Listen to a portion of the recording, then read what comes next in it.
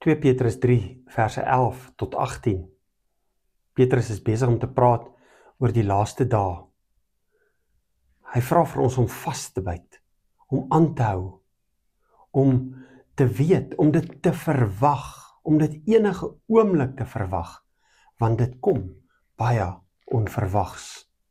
En dan skryf hy vir ons: Daarom, geliefdes, terwyl julle hierdie dinge verwag, moet julle daarvoor beywer om vlekkeloos en onberispelik voor God en in vrede met God te lewe.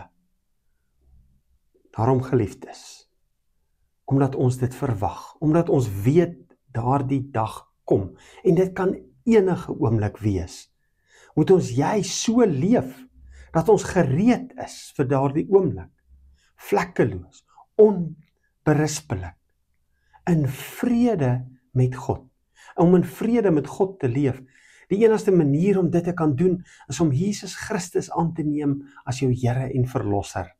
Om deur dit wat Christus aan die kruis gedoen het, toegang te kry tot God, sodat ek in vrede met God kan leef.